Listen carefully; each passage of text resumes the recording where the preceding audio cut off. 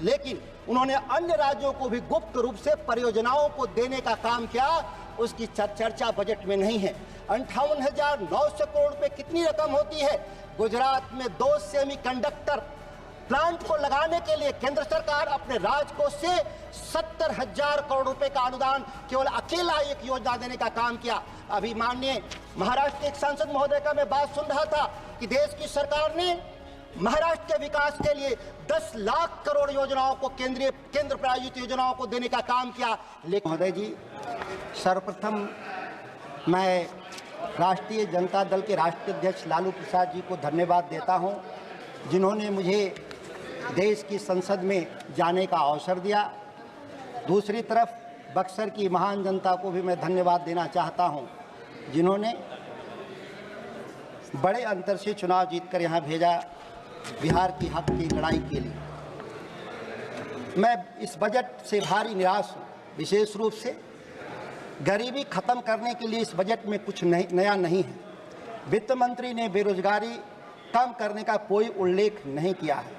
उन्होंने यह उल्लेख नहीं किया कि इस देश में 30,000 किसान और कृषि मजदूर आत्महत्या कर चुके हैं।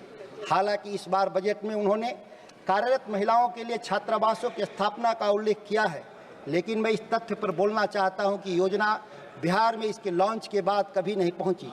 वर्तमान में बिहार में एक भी छात्रावास नहीं, जबकि केरल, महाराष्ट्र, तमिलनाडु जैसे राज्यों में क्रमशः 129, 77 और 54 छात्रावास हैं। केंद्र सरकार पहले से विकसित राज्यों को उठाने की कोशिश कर रहा है और बिहार जैसे गरीब राज्यों की उपेक्षा कर रहा है, जिन्हें केंद्र सरकार ध्यान सबसे अधिक चाहिए, वहां पर केंद्र सरकार का ध्यान कम जा रहा है। मैं पूछना चाहता हूं, प्रधानमंत्री जी ने प्रधानमंत्री आवास योजना के लॉन्च पर 2022 तक सभी को घर देने का वायदा किया था, लेकिन अभी भी समय सीमा बढ़ा रहे हैं और अतिरिक्त 3 करोड़ घर जोड़ रहे हैं। तो क्या सरकार स्वीकार कर रही है कि वह गरीब भारतीयों को घर देने में विफल रहे हैं? सरकार ने घोषणा की है कि वो 12 औद्योगिक मेगा पार्क का निर्माण करेंगे, लेकिन मुझे डर है कि सभी औद्योगिक पार्क विकसित राज्यों में जाएंगे, जैसा कि हम केंद्रीय प्रायोजित परियोजनाओं में देखते हैं। उदाहरण स्वरूप अगर बुलेट ट्रेन चला भी तो अहमदाबाद से मुंबई चला गया, जबकि देश के प्रधानमंत्री वाराणसी से सांसद है। वो चाहते तो अहमदाबाद से वाराणसी तक बुलेट ट्रेन चला सकते थे, लेकिन ऐसा हम लोगों ने देखा नहीं। हम केंद्रीय परियोजनाओं में देखते हैं। वित्त मंत्री को बताना चाहिए कि बिहार, झारखंड और पश्चिम बंगाल जैसे राज्यों को कितने औद्योगिक पार्क दिए जाएंगे। इस तरह की योजनाओं में गरीब राज्यों के लिए आरक्षण होना चाहिए। सरकार ने बजट में कहा कि आईबीसी कानून के जरिए 1000 से अधिक कंपनियों का समाधान किया गया, लेकिन उस राशि का उन्होंने छुपाने का प्रयास किया, उल्लेख नहीं किया। इस कारण इस देश में कितने लाख करोड़ कर्जे माफ कर दिए गए। पीएम ने 1 दशक पहले किसानों की आय दोगुनी करने का वायदा किया था, वे अभी भी उसकी प्रतीक्षा कर रहे हैं। लेकिन देश में मिनिमम सपोर्ट प्राइस की गारंटी के लिए इस देश के संयुक्त किसान मोर्चा के द्वारा एक लंबा आंदोलन चलाया गया था। 736 किसानों की शहादत के बाद इस देश के कृषि विभाग के प्रधान सचिव के द्वारा लिखे गए पत्र पर कि हम आने वाले वक्त में हम किसानों के हक में न्याय का फैसला करेंगे, वो आज तक 3 साल बीत जाने के बाद भी कोई इस पर कार्रवाई नहीं हुआ। उन्होंने अपने बजट में प्राकृतिक खेती की शुरुआत की बात की। इस कदम के कारण इस देश में अनाज के उत्पादन पर कितना असर पड़ेगा, इस बात की यहाँ चर्चा नहीं की गई। जब जलवायु परिवर्तन के कारण होने वाली आपदाएं किसानों पर भारी पड़ रही हैं, देश में अनाज का उत्पादन घटता जा रहा, गेहूं के उत्पादन घटने से गरीब लोगों को हर महीने में 2 किलो जो गेहूं दिया जाता था खाने के लिए, उसको घटाकर 1 केजी करने का सरकार ने निर्णय लिया। यह दुखद विषय है। माननीय अध्यक्ष महोदय, कौशल विकास और उद्यमिता मंत्रालय को एक महत्वाकांक्षी लक्ष्य के साथ लॉन्च किया गया, लेकिन अपने लक्ष्य को प्राप्त करने में विफल रहा। इस साल के आर्थिक सर्वेक्षण ने स्पष्ट रूप से उल्लेख किया है कि हमारे युवाओं का लगभग 51.25% रोजगार योग्य है। इसका मतलब है कि कॉलेज से सीधे निकलने वाले लगभग 2 छात्रों में से 1 युवा भारतीय आसानी से रोजगार पाने योग्य नहीं है।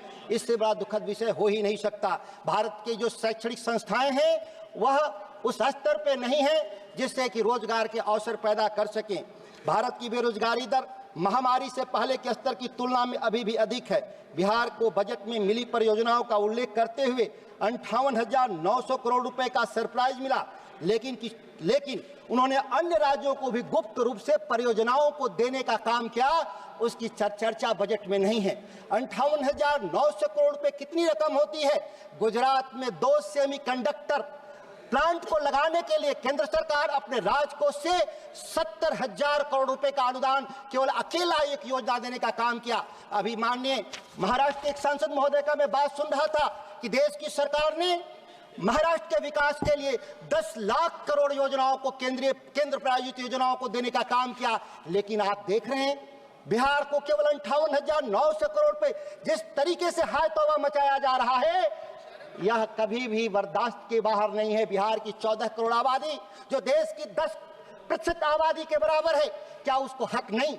हमारे जो हाईवे की बात हो रही है, प्रति लाख आबादी पर जहां महाराष्ट्र में 15 किलोमीटर राष्ट्रीय सड़कें बनाई गई, गुजरात में 11 किलोमीटर प्रति लाख किलोमीटर बनाई गई, वहीं बिहार में अभी मात्र 5 किलोमीटर ही सड़कें बनी हैं। लेकिन हो क्या रहा? एक 24,400 करोड़ का एक पीर पैती बिजली घर की चर्चा इस सदन में हुआ है। उस योजना का यूपीए 2 में मनमोहन सिंह ने स्वीकृत किया था, वह नई परियोजना नहीं है। रीब्रांडिंग, रीपैकेजिंग जो सत्तारूढ़ दल की एक नई परंपरा है। जब समाप्त कीजिए प्लीज, आपका 5 मिनट एक समय मिनट था में और एक वक्ता है आपका। नहीं, दोनों हम बोलेंगे, दोनों का 30 सेकंड में खत्म कीजिए। दोनों हम कंटिन्यू करेंगे, हम दोनों लोग मिल के कंटिन्यू बोलेंगे। जी ठीक है, 3 मिनट किया जाए। 5-10 मिनट। क्या आपको लगता है कि केवल बिहार को ये परियोजनाएं मिली?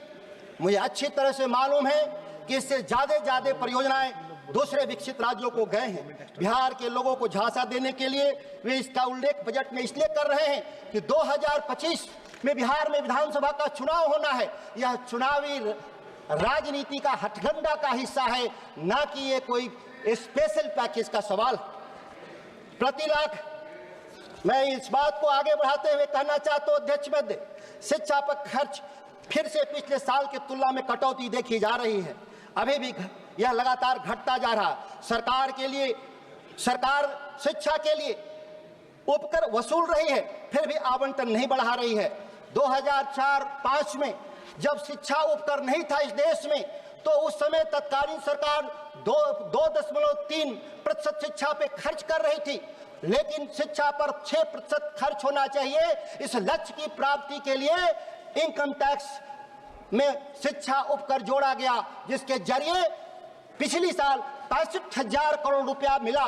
तो फिर हमारे मेन बजट से पैसे क्यों घटते जा रहे हैं? जाहिर सी बात है कि इस देश में नॉलेज पावर बढ़ाने के लिए जो हमको यूनिवर्सिटीज, उच्च शिक्षण संस्थाओं और प्राथमिक शिक्षा की जरूरत है, उस पर हम उदासीन हैं इस सरकार में बैठे हुए लोग। आप 1,02,000 करोड़ का 1,20,000 करोड़ की इस बजट में अगर हम 65,000 शिक्षा से उसको निकाल दें तो फिर बचता ही कितना? मतलब 2003-4 से भी हम नीचे जा चुके हैं। इस बात की तरफ मैं इंगित करना चाहता हूं। वर्तमान में जीडीपी का लगभग 2.5% शिक्षा के लिए आवंटित किया गया, जो इस महत्वाकांक्षा को साकार करने के लिए अपर्याप्त है। वैश्विक बाजारों में प्रतिस्पर्धा करने और प्रतिस्पर्धात्मक बनाए रखने के लिए उच्च शिक्षा के लिए पर्याप्त सुधार और जीडीपी के कम से कम 6% उच्च आवंटन आवश्यक है।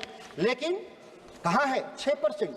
हम केवल 2.5% पर हैं। सरकार ने उर्वरक सब्सिडी में बड़ी कटौती की, जब कई क्षेत्रों में उत्पादन गिर रहा है। 1,89,000 करोड़ से घटाकर 1,64,000 करोड़ कर दिया। आप समाप्त कीजिए। अभी तो 6 मिनट हुआ है, हो गया, 2 मिनट समाप्त कीजिए। समाप्त कर रहे हैं। मैं अंतिम बात आपसे कहना चाहता हूं। समाप्त कीजिए। मैं चाहता हूं कि बिहार राज्य के विकास के लिए, भविष्य के विकास के लिए केंद्र सरकार से वर्तमान बजट, धन्यवाद तो दीजिए बिहार के लिए, एक बार धन्यवाद दीजिए। मैं आधे मिनट में खत्म कर रहा हूं महोदय। बिहार के भविष्य के विकास के लिए केंद्र सरकार से वर्तमान बजट में मैं विशेष प्रावधान की मांग करता हूं, जिसमें बिहार के भीतर किसानों की आमदनी बढ़ाने हेतु पुरानी जर्जर मंडियों का पुनर्निर्माण एवं नई मंडियों के निर्माण की मैं मांग करता हूं। आधा सेकंड, 1 मिनट, आधा सेकंड। नई मंडियों का निर्माण की मांग करता हूं। नावानगर, बक्सर और मोतिहारी राज्य सरकार द्वारा प्रस्तावित औद्योगिक पार्क को विशेष आर्थिक क्षेत्र की मान्यता देना चाहिए। राजगीर बोध गया की तर्ज पर बक्सर और वैशाली धार्मिक स्थलों को पर्यटक स्थलों के रूप में विकसित करना चाहिए।